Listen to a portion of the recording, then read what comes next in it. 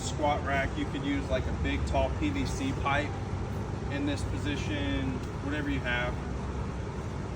But we're getting closed with the back shoulder, getting into kind of our pitching posture where we're gonna throw out of, okay? Pushing, we wanna have something firm, like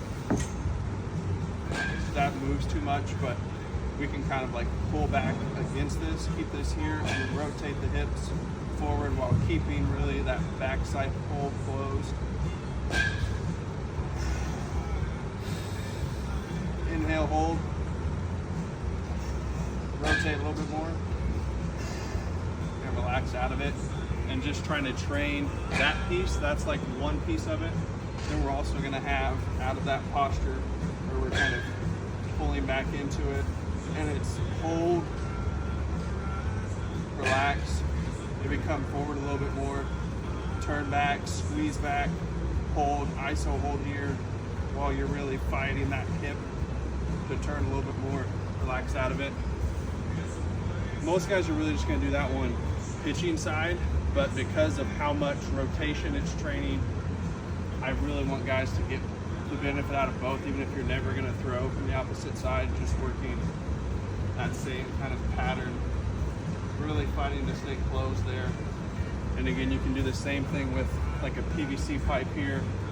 The thing is, if you're gonna do like a PVC pipe, you've really gotta push down into the ground. You don't just wanna have like a soft hold.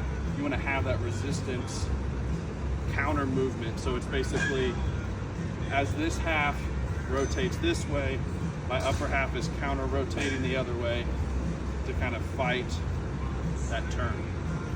So you can use squat rack, you can use a wall, doesn't really matter, but something firm, steady. So one of the questions that you had earlier was about some of the different movements of the eccentric versus like isometric and concentric. So we're getting a lot more isometric work with this one.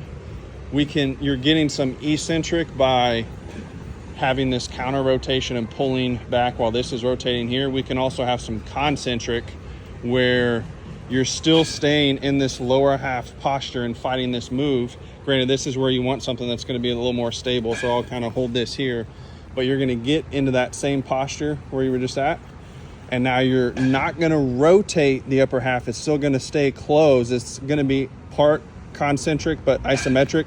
You're going to push into this like you're trying to rotate, but you're not going to allow yourself to rotate. So you're still kind of going to be in this like punch position with your hand.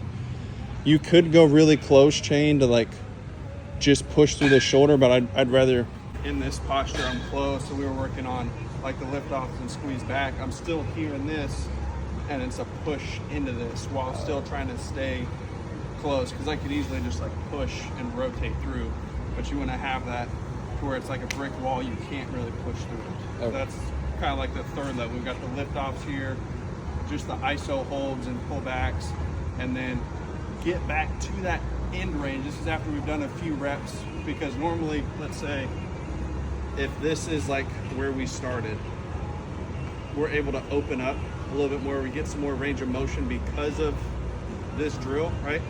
Now that we started here, but let's say we open up to this, now we want to close off where we're pushing into from, so we're at more of our new end range that we just gained from adding some of that rotation, and we're pushing out of there versus like if we started right here and pushing from that. Does that make sense on the difference? Yes. Between those? Yeah. Yep, there you go. And as you're doing this, you really want to feel strong balance in the foot. Feel this hip rotating, trying to squeeze that backside glute a little bit more.